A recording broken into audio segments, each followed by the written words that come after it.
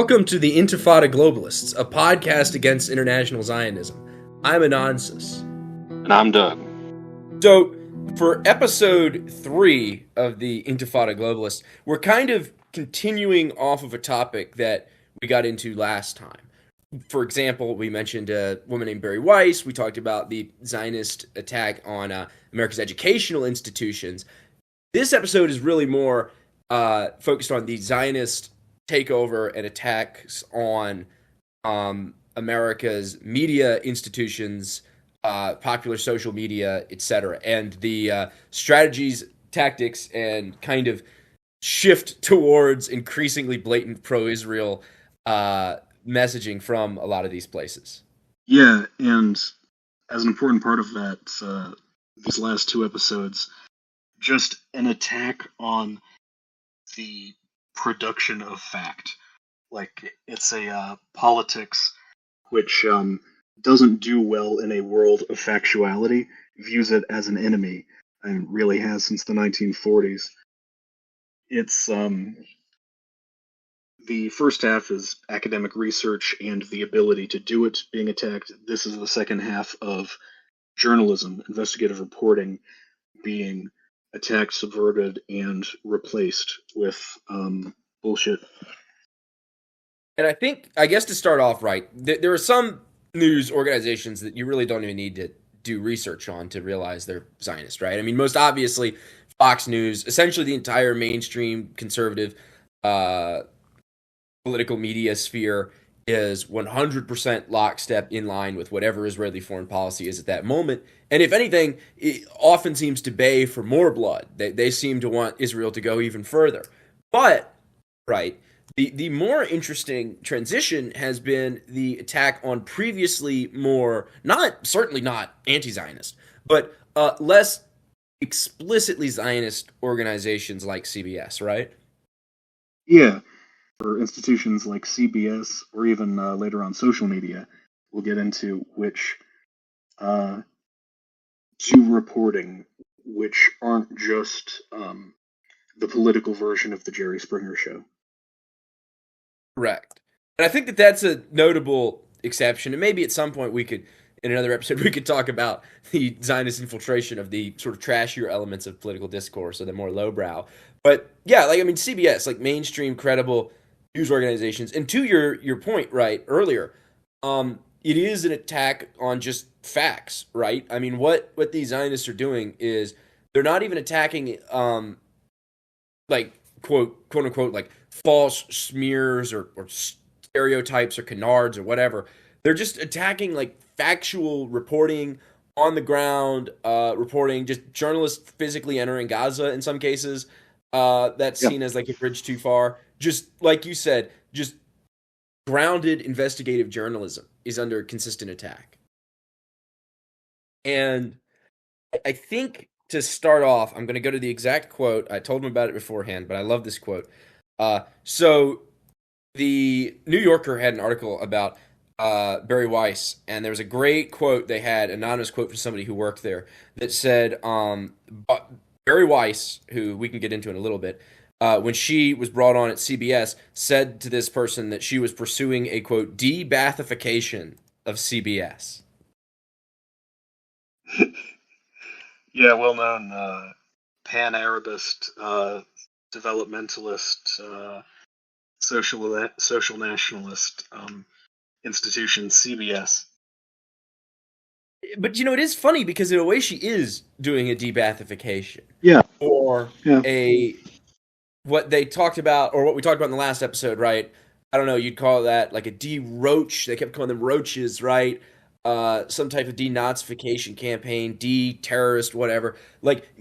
I think that, as we've hopefully articulated by now, the default Zionist position is that basically any form of anti-Zionism is, at minimum, a hate crime, and at most, your words are violence type stuff, right? They see essentially any criticism, even if it's not criticism, it's just neutral, fact-based reporting. If it doesn't favor their side, it's an explicit attack on their cause, and they respond accordingly. So I do think it is kind of a de-Baathification in a way, right? Because it's driven by one, it's delusional and it's probably not going to work out well in the long term. And two, it's overreaching, right? It is the definition of overreaching.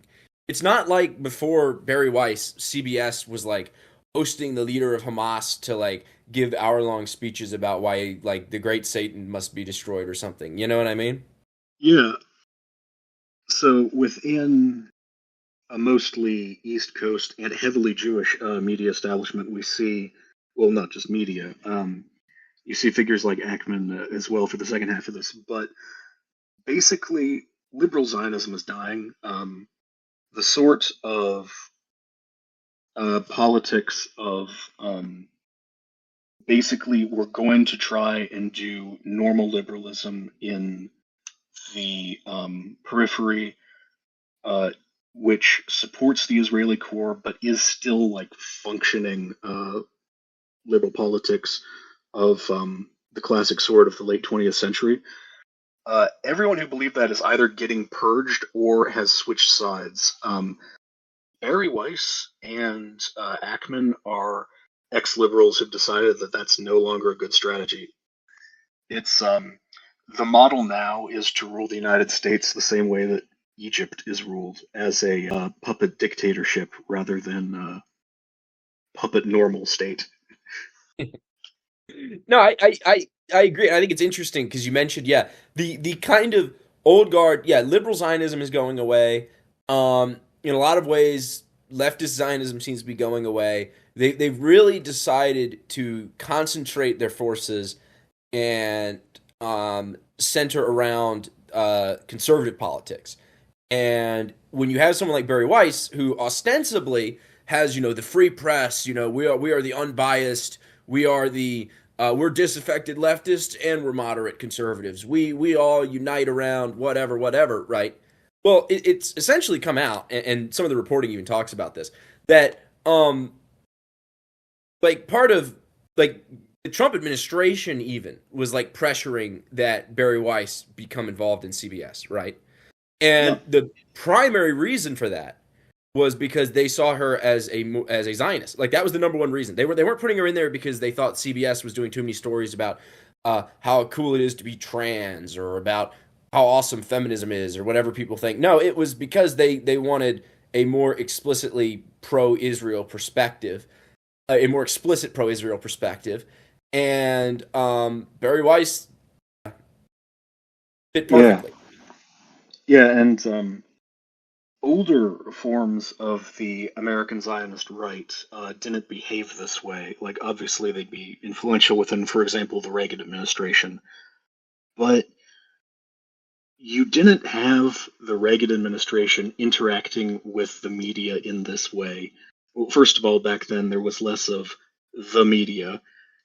There, the decline of investigative journalism is something which obviously precedes October 7th. It's been an economic trend of like the oligarchicization we've seen with people like the new owner of CBS, as well as the new owner of TikTok, Mr. Ellison, and his family. The end of local news and its consolidation into national news is a trend which goes along with the end of local investigative journalism in the US, even apart from issues of Zionism, even apart from foreign reporting. It's generally creating a news media environment which is more amenable to ruling through bullshit.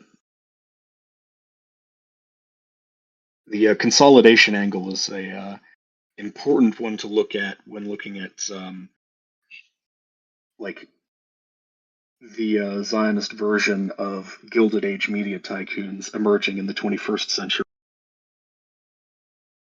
Yes, and you almost could do we could almost do a whole another episode at some point on, yeah, the kind of emerging or the reemergence of these like sort of oligarchs in American politics. I mean, Larry Ellison, Elon Musk, Peter Thiel, there are quite a few billionaires now that will just openly and proudly promote certain policies and almost build a brand and a following around being thought leaders for their perspective view. I mean, it happens that all these people are also Zionists or Jewish, but that might be a topic for another time. But yeah, it's interesting, right? Because like you talked about during the Reagan administration, and it's correct that, like, first of all, the idea, like you said, the media, right? The way that people talk about the media now, and that's really a large part of why Barry Weiss was able to get popular before she got the new gig at CBS. Was, we're the free press, we're independent media, we're not part of the mainstream media, right? Just saying that you're not part of the mainstream media now builds some credibility. But actual investigative journalism has Yeah, declined. So I you're think getting like television's an exception, but as far as print journalism went through like much of the 20th century, there wasn't really much of a mainstream media. It was heavily local, embedded in the social life of the people on and for whom it was reporting. Uh, the end of that and the creation of the media is not a trend which benefits factual politics. correct. And I think that it's not a surprise that as we see this kind of attack on facts and this attack on legitimate journalism, um, I mean, it's a strategy. It is, I think, emerging as their dominant strategy is now that they can no longer rely on this kind of just broad public consensus that Israel is our friend, right?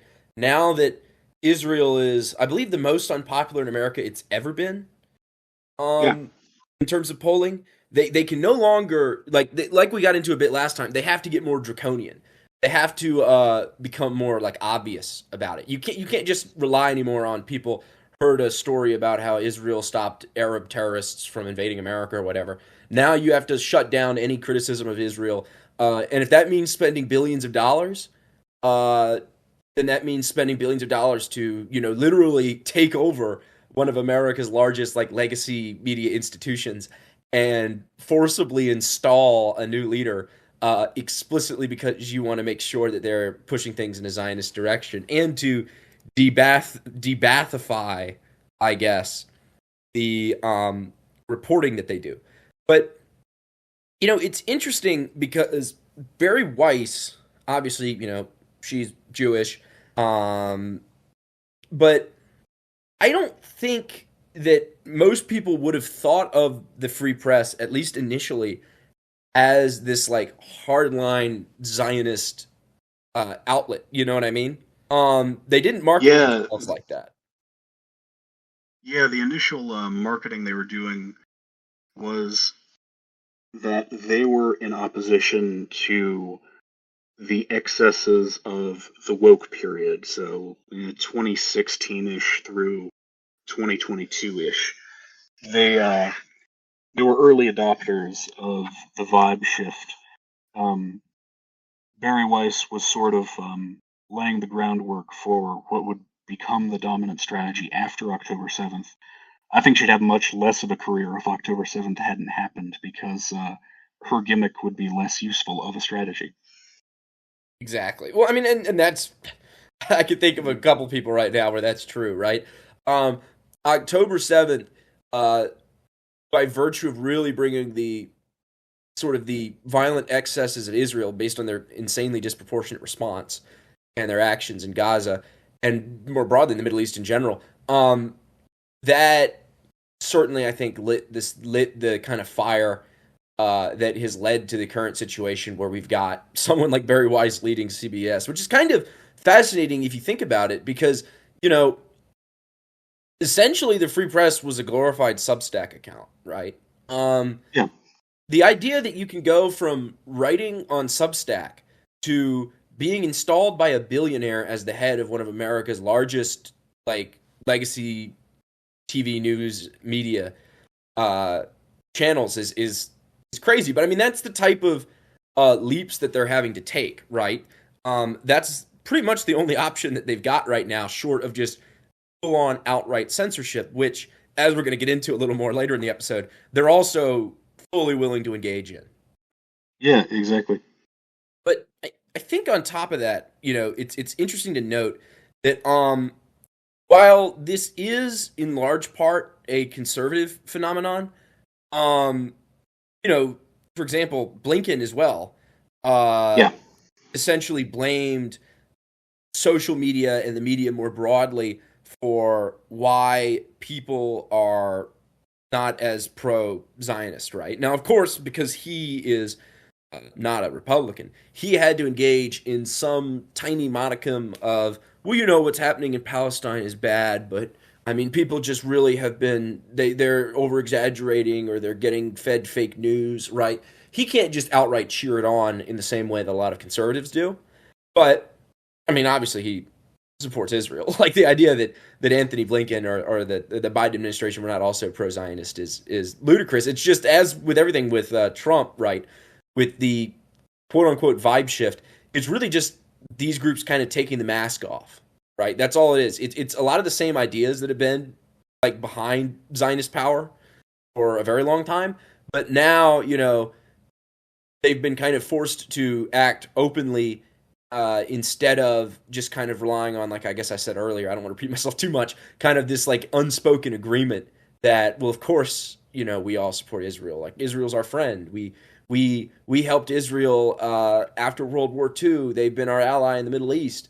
Now there's a kind of requirement that they go out there and they tell you, no, Israel is your friend. You must admit that it is your friend. We are going to fire you if you say otherwise.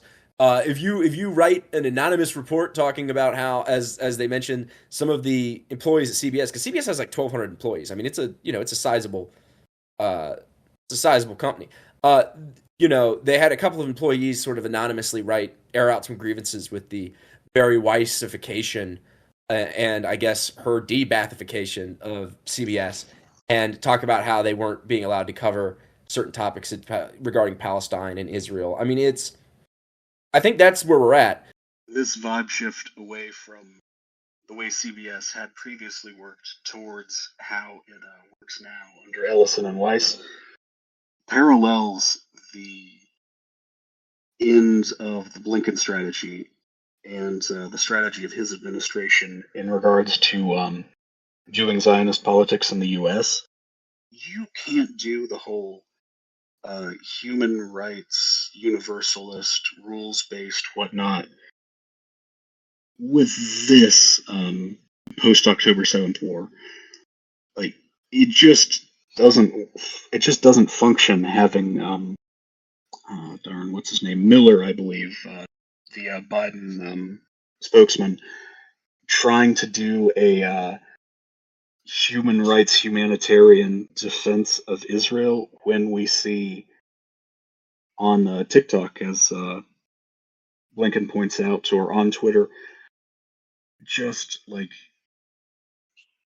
what Miller says, dead baby, dead baby, dead baby. What Miller says, dead baby, dead baby, dead baby. You just, that doesn't function. They sort of backed into a corner of somewhat less stable and functional autocracy to defend Zionist interests in the U.S.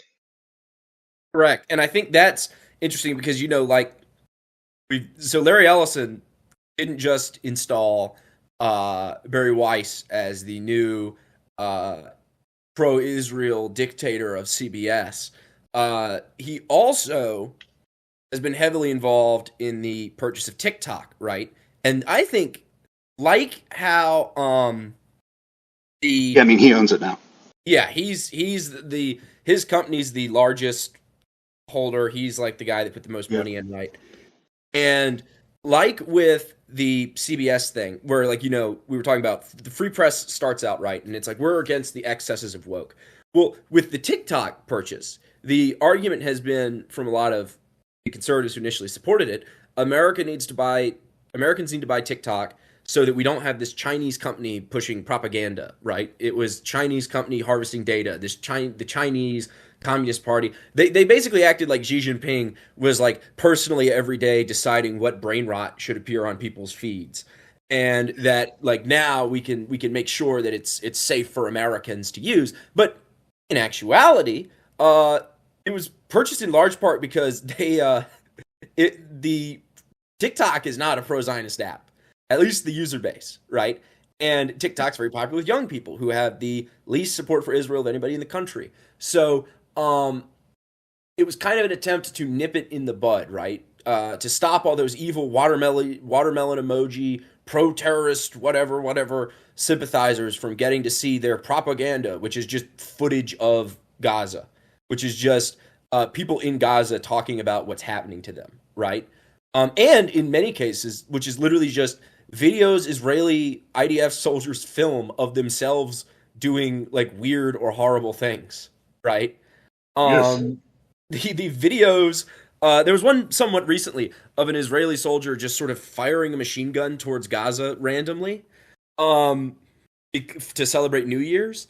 Uh, it's not that that's not like the Palestinians like snuck a journalist out and filmed it. No, he filmed that himself because he thought it was cool, you know. So on one hand, you have the Palestinians and other people in the Middle East sort of sharing their experiences with Israel, which are always negative and oftentimes horrifying. And then on the other hand, you've got Israeli soldiers using TikTok to almost in the style of like uh, drill rappers flex their kills and like flex like their loot and just otherwise kind of debauched, amoral behavior. They Open, even have their own killing brag rap, "May Your Village Burn." That's the most popular song the past couple years in Israel.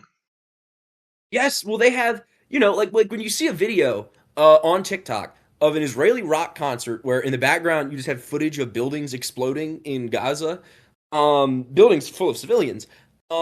It's hard for a normal person to look at that and feel sympathetic towards that cause, right? I mean, it's just if you've got any kind of morality or any kind of like moral base to your beliefs, as most human beings do, you're like, well, I don't really enjoy people that celebrate kind of slaughter of civilians. This is so elementary that like I don't even feel the need to really explain why normal people don't like seeing unarmed women and children killed. But that's what happens, and that was really a lot of the reporting on that is coming out from not the mainstream institutions, but from people on TikTok, small time freelance journalists on Twitter, right? These are and so because of that, they've had to apply a similar strategy to social media that they applied to CBS, right? Exactly, yeah. And going back to investigative journalism thing real quick. So a lot of the stuff that I've gotten from TikTok or Twitter is from Palestinians doing investigative journalism. Like obviously, there's the more grotesque stuff is Israel bragging about what it does. The kind of more normal, detail-oriented stuff is from Palestinian journalists, many of whom have like literally been murdered since I started following them. Or like in the case of Yunus Tirawi, who's a guy I cite frequently often, the entire Israeli infotainment media basically just tries to smear him as a terrorist, uh, tries to say that he's a combatant posing as a journalist in order to do fighting. But I mean, again, under Zionist logic, there really isn't that much of a difference between creating factual information which hinders the IDF's soft power abroad and actually fighting them. Exactly. Exactly. And I think it's important for people to realize that when journalists get killed in Palestine, right? They're being killed their killers have the same ideology as Zionists in America, right? For example, Larry Ellison is the single biggest private investor in the Friends of the IDF, and is like a massive. I mean, he's for all intents and purposes, right? He's helping to fund the IDF, and this Palestinian journalists are killed because Israel has the ability to do so, right? Um, when they censor and restrict media in, America, for example, you have to keep in mind that they've shown when they have the ability to do it, they just straight up kill people. Like when they have the ability to, as they do in Palestine, uh, use drones, airstrikes, and missiles, and endless artillery bombardments to kill these journalists. They absolutely do, and they will target journalists. I think it's pretty much everybody at this point agrees that the Israeli military directly targets journalists, Yeah, right? my personal favorite line from IDF spokesman on this was the phrase Hamas camera in relation to an airstrike which killed, I believe, 2 Palestinian journalists. Um, just that was a Hamas camera.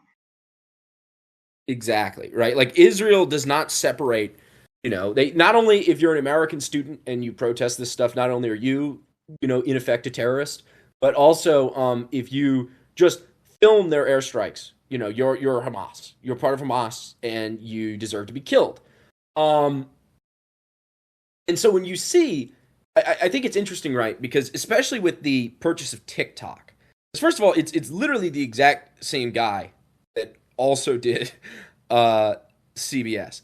And as part of the deal, they were literally hiring former IDF members to work at TikTok. It's very, very, very transparent. There really is zero subtlety to any of this stuff anymore.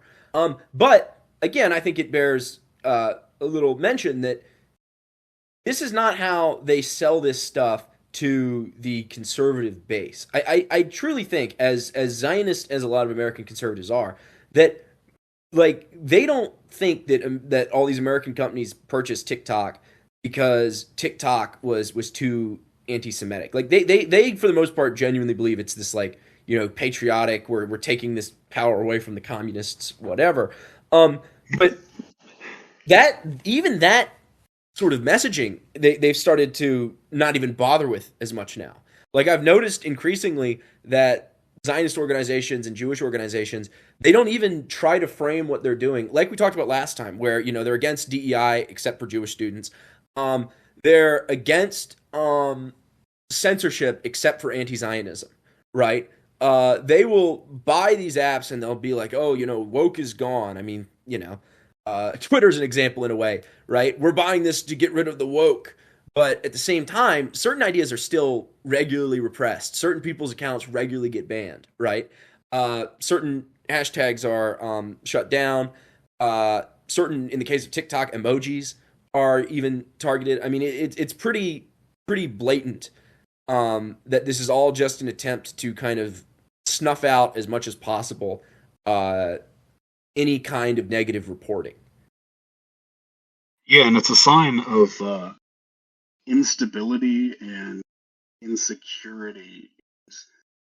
It's extreme short term measures by a state which fears for not even its long term, but even its medium term existence. It's like we spoke in the last episode. Israel views this war or set of related wars since 2023 sort of their last shot to achieve as much as they can, as aggressively as they can, as quickly as they can, because they think that they're going to lose their Western satellite states and therefore just need to go balls to the wall right now. You see the same thing with how they behave domestically in the U.S. Their American cousins behave similarly in regards to all of these institutions which must be abolished or subverted or turned into I-24. And it's fascinating because often when you read kind of pop military strategy journalism, right? You're told that the Russians are the country that placed the most emphasis on information warfare, right? And to be sure, I mean every country engages in it. But really, if you want to talk about information warfare in the United States, in pursuit of military ends, right? There's no country even comparable to Israel, right? There's no scenario where Russian billionaires are buying CBS because it says too many anti-Russian statements. There hasn't been a situation where some Chinese companies are trying to like buy Twitter from Elon Musk. Like none of this is happening. It's all in service of Israel. And just to get a little bit more into the Larry Ellison thing, the Friends of the IDF, this organization has received hundreds of millions of dollars over the years, right? It is a massive, massive organization. And it regularly okay, this is actually a great quote right here. So first of all, it regularly uses maps that depict Israeli borders from the Jordan River to the Mediterranean Sea and include the Golan Heights in Syria. And it also has said this. Now, this is another great example of this kind of right shift or conservative coded shift of the current media propaganda push they've been doing. One of its attempts to solicit donations asked, "What is the most direct way for you to help Israel's IDF soldiers, the defenders of Western values?" The answer? Donating to them. Now, here's a great one. This is another great quote. So, Friends of the IDF, again, Larry Ellison, bought CBS, bought TikTok, donates to this organization, is a speaker at this organization, is a friend of the Friends of the IDF. They hosted a talk by an Israeli military intelligence veteran named Elihu Yossian. Yossian, I don't know. Israeli names are not my strong suit. Who said, quote, "There are no innocents in Gaza, and that Israel should attack Gaza with the aim of revenge, zero morality, maximum corpses. Quote, there is no population in Gaza. There are 2.5 million terrorists."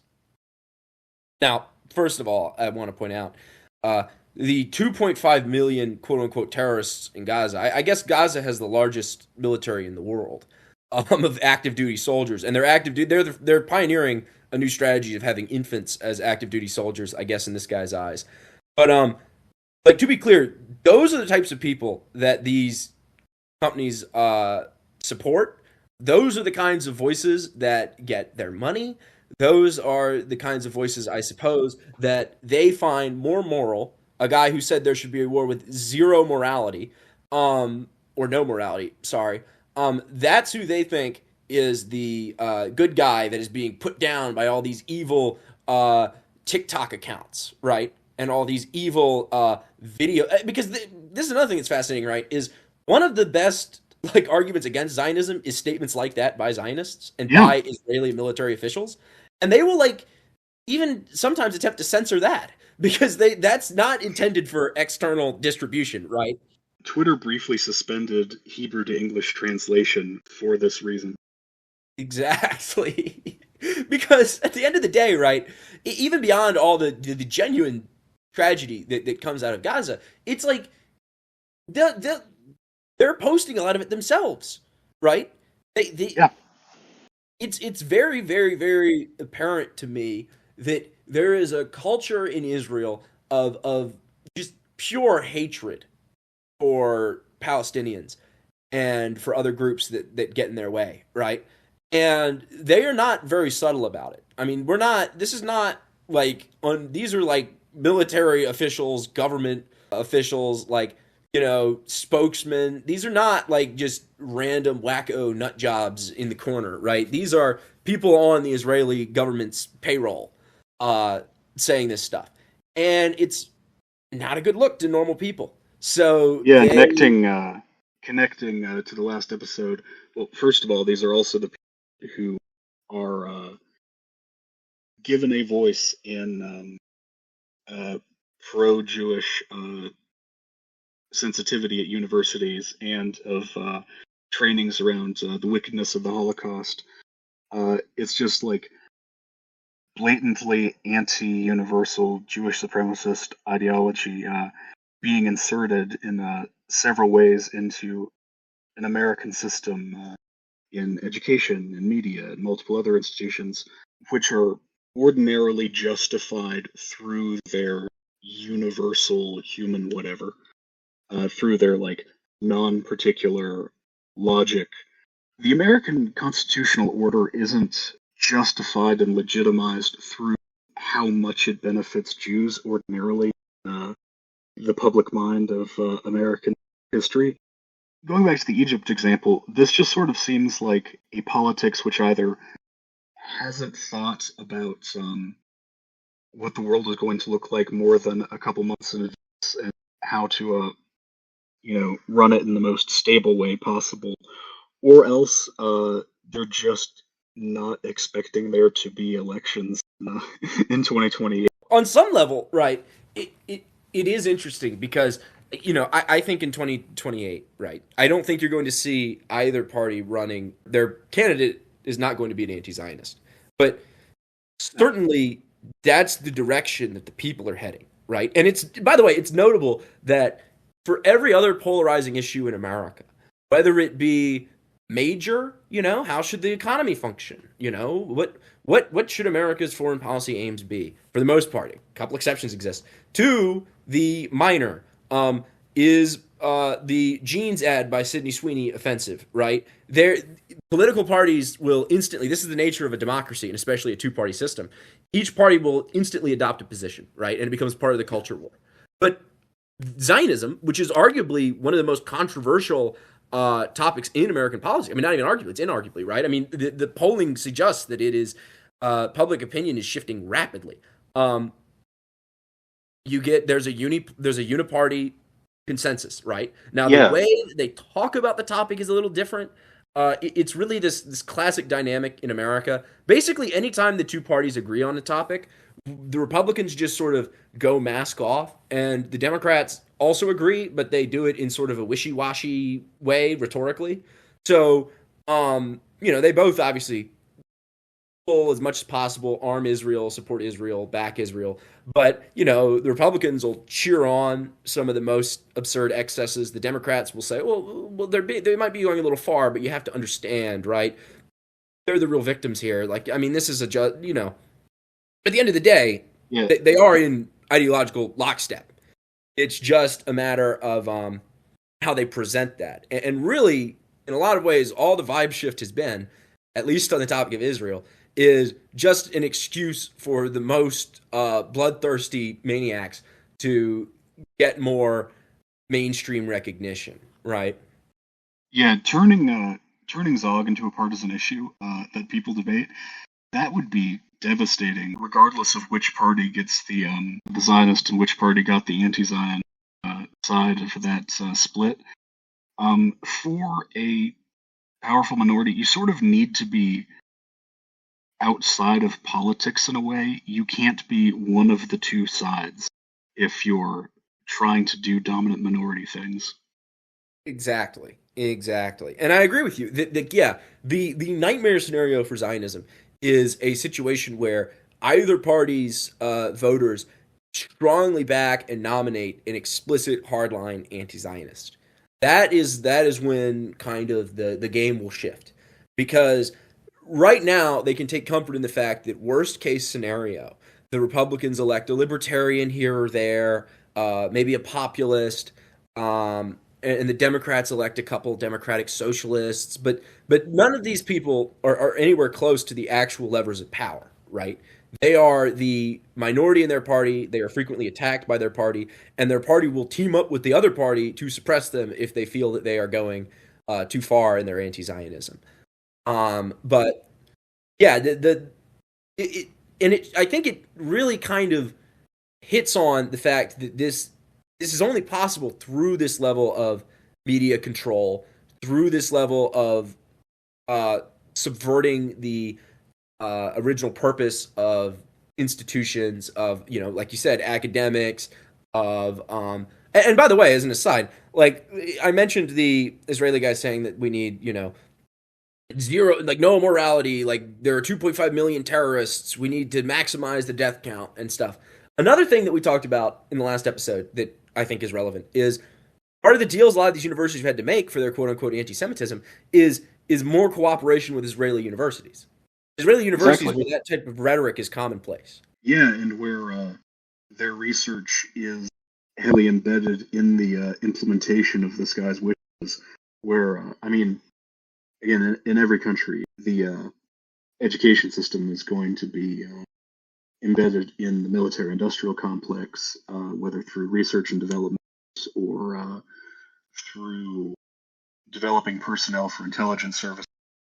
But the Israeli one is embedded in a system of genocide, like a major sort of anti-Zionist activism which exists on college campuses is pursuing boycott, divestment, and sanctions activism. Well, boycott and divestment in this case, but principally trying to sever university from an Israeli academia and Israeli academia's involvement in the Israeli war machine.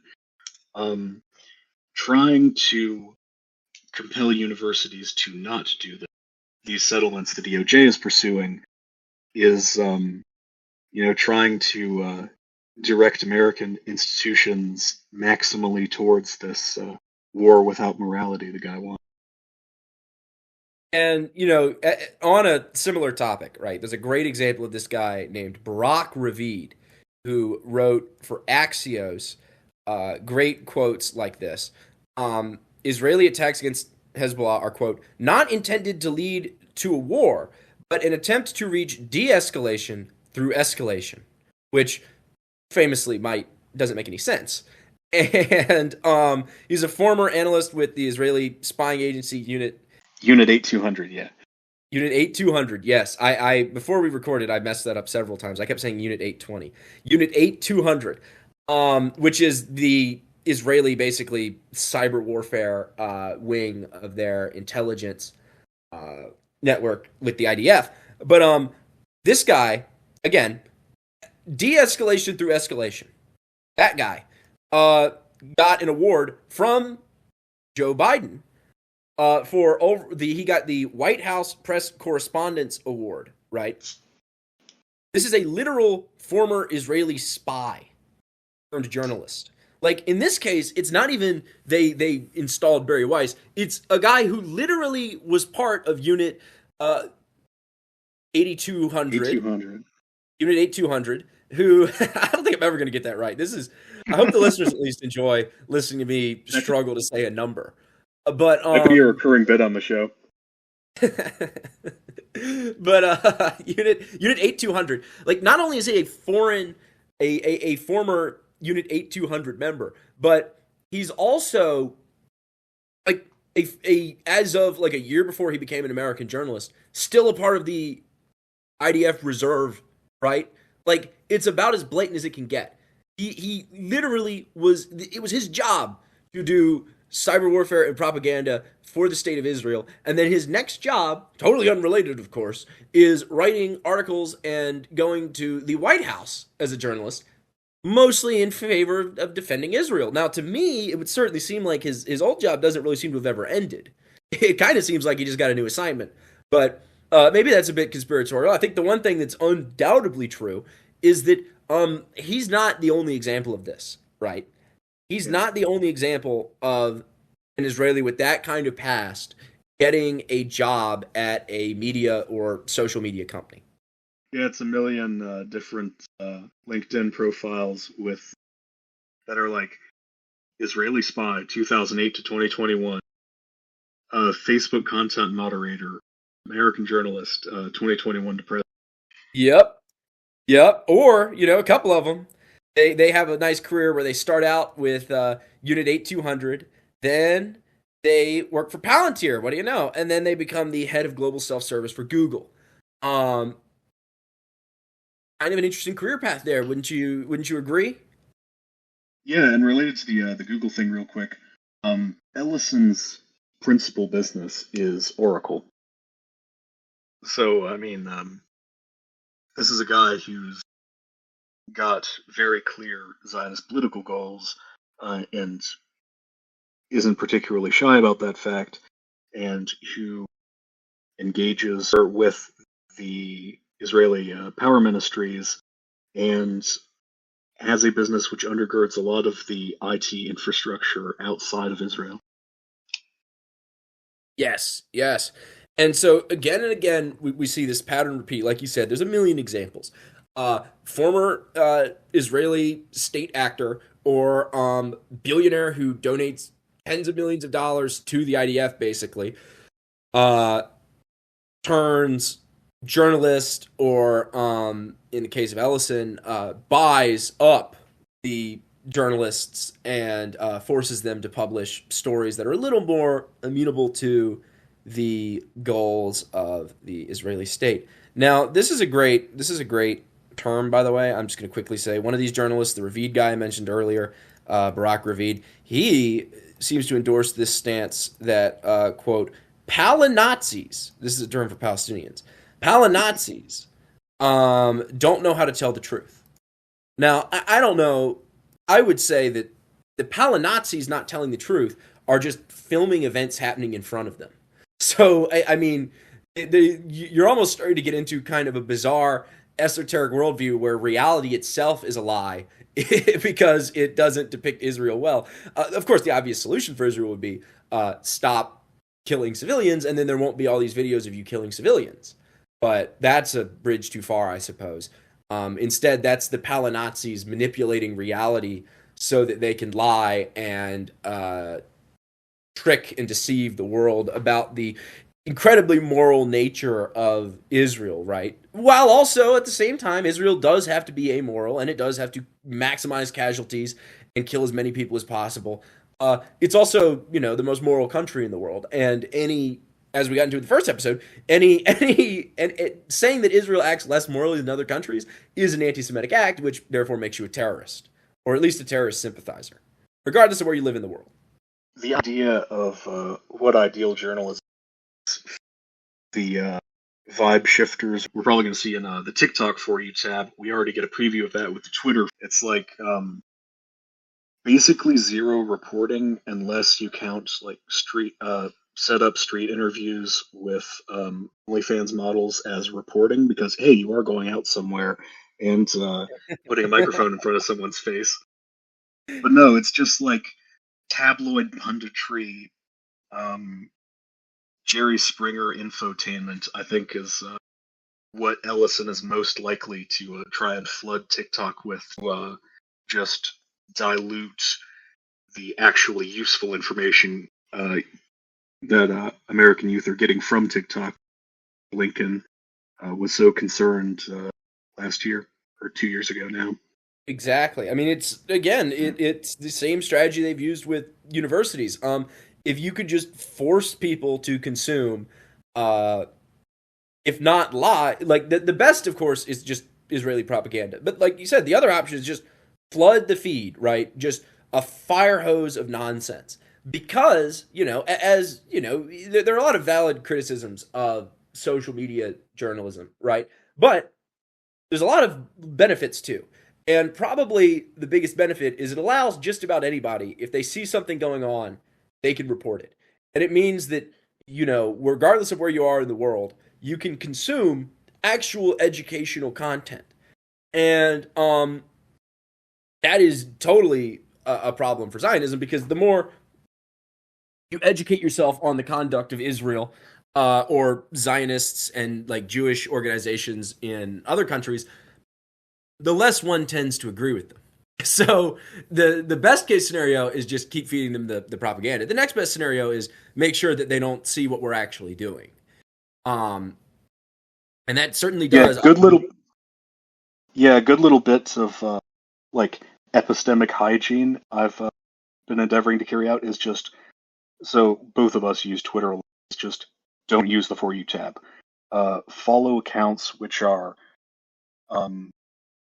as close to being primary sources as you can, or which say something which isn't just inflammatory rage bait. Like I shouted out Yunus Darawi earlier as a primary source reporter, someone who's actually an investigative journalist. There are plenty of others. Find academics, find journalists, and follow them, and don't just passively absorb whatever nonsense Musk wants to give you. So you want news about the killing of Renee Good. Okay, we're going to filter that through rage bait discourse about how white women are out to destroy the white race.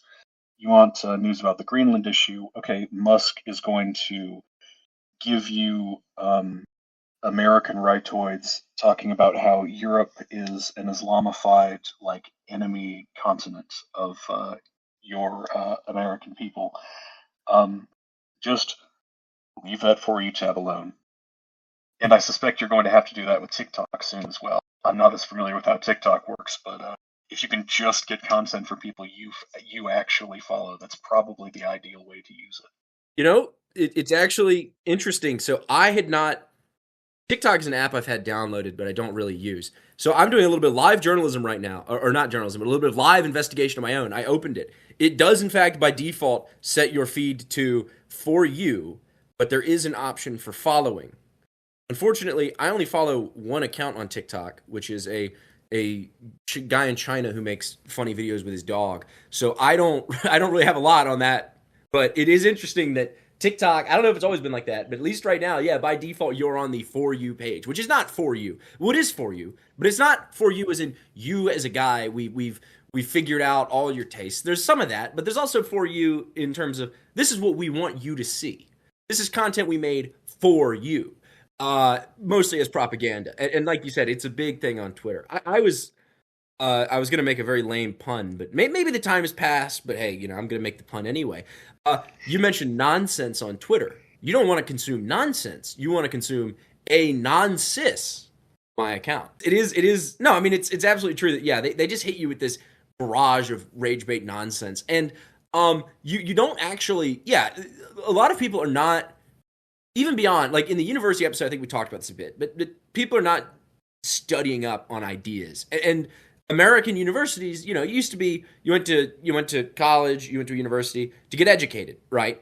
And that still happens, but now increasingly that education has to first go through just openly, without shame, a filter to make sure that it matches what Israel wants you to know.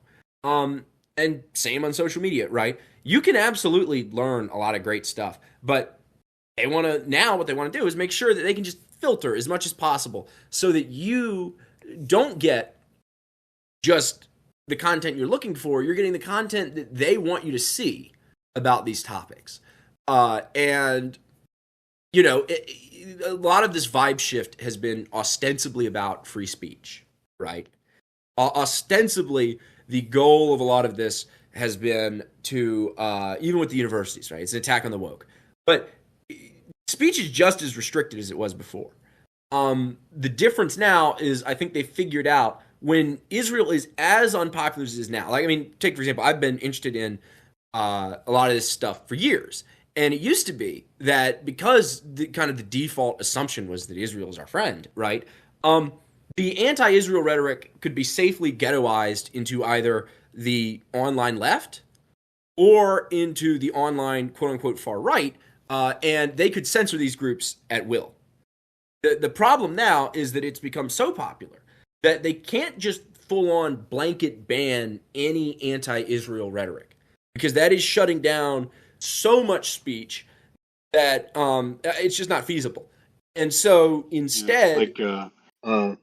kicking 60% of America's youth off of every social media site except for Odyssey, Stormfront, whatever, that's probably not the ideal solution for these people. Exactly. Although it would probably revive some very dead websites. But to your point, it's absolutely true that they can't do that anymore. And so the new alternative is just flood you with nonsense. Censor the most vocal critics, or in the very least harass them. Make sure that their voices aren't heard. And then for everybody else, distract them with slop, with garbage. Distract them with, like you said, reporting that has little to nothing to do with the original topic, or not even reporting, just people arguing about inane side chatter. That's a really, really good way to shut down speech without outright shutting down speech. Yeah, reporting is something which is like embedded in the real world. 2D infotainment on your screen is something rather different, and if you want to participate in the political world, you want to, change the world for the better, you need to have a reasonably accurate model of what the world actually looks like. If you're just sort of floating in a cyberspace full of outrage gooning material, then you're not going to be particularly effective within politics. Exactly. And I think that that's something that I've, consciously tried to work on. I that's something that I think a lot of the people that I follow that I really enjoy the content of really focus on too is at the end of the day, um yeah, you can't truly be an effective political actor. And don't get me wrong, there are a lot of people that claim to be involved in politics, but politics for them is really just uh internet fandom, you know? But for people who are serious or who genuinely have like strongly held convictions. And this, by the way, I mean, obviously, I have the politics I have, but this technically applies to everybody. Like you could be the polar opposite of me, right? You could be some anarchist, whatever. But you actually need to know what's happening, right? And you need to be able to argue about what's really going on, not argue about some other guy's reaction to a third guy's reaction to a headline, which is a lot of what I think this has become now. To your point, a lot of it is just yeah, it's just gooning. I mean, it's just people basically sitting around maybe in a circle really enjoying themselves repeating just catchphrases back and forth, back and forth, back and forth. Because that's all they're capable of, a lot of these people, or because they don't want to go further, right? I mean, there's a level of challenge that comes from genuine, like political activism, right? Or even just studying politics, right? You actually, there's a challenge that I think a lot of people don't want to engage in, so they retreat to the relative comfort and safety of just sitting around arguing about nothing all the time. This abstraction of discourse from like the facts on the ground. There's a couple of other phenomena that go with it. Like, first of all, people don't live in a society anymore, or decreasingly live in a society. Like, we've had conversations off the podcast before about how like Americans haven't really done politics in a good 50 years. People just like aren't embedded in a social context in a healthy way. They've undergone social atomization. There's the whole capitalism spiel to do here, but yeah, the way that news has transitioned from your reading a story in a local paper from your hometown about your hometown to you're arguing with a guy from India about OnlyFans and Christianity. That's a shift which isn't good for having a society which, I mean, isn't good for you individually either. No, I agree, and I think that it does say something right, because often I'll find when so many people like to argue in the abstract about secondary problems, and they have no grounding in what personally affects them, right? Like, to be clear, Zionism in America affects everyone. I think that, as we've discussed and as we're going to continue to discuss in the future, Zionism and Jewish supremacist ideology, right? This stuff absolutely affects basically anyone in America. I mean, it affects, if you go to college, if you consume media, if you use social media, if you read the news, what do you know? There's a lens that it's all being filtered through, right? This is absolutely an issue. And I think often people will, when discussing this topic, there are some people that will engage in this kind of, I would say, almost like cope or like justification for why they don't want to talk about it. They'll go, oh, well, I mean, that's in the Middle East, right? That's secondary. But no, It's not in the Middle East. It is directly impacting your daily life. It is impacting the media you consume. It is impacting the picture of the world. It's impacting how you see the world. It's all being filtered through this mechanism. Yeah, and its snipers are on the roofs of the university to which several of my friends went. Yes. And I think, I guess to wrap up, when talking about Unit 8200, one of the things that Edward Snowden revealed was that the NSA regularly passes on the data and communications of American citizens to Unit 8200, right?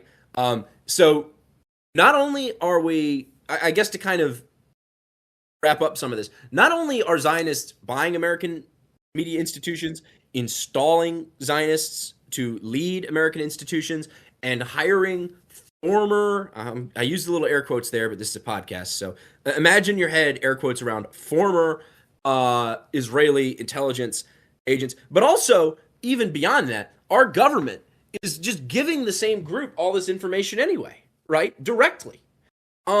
So you have to understand that this is an incredibly complex multi-front war that they are waging, right? This may be interpreted as a bit of a black pill. I've been trying to avoid that, like, making the points of endeavor to live as online, if as close to the actual world of it as you can.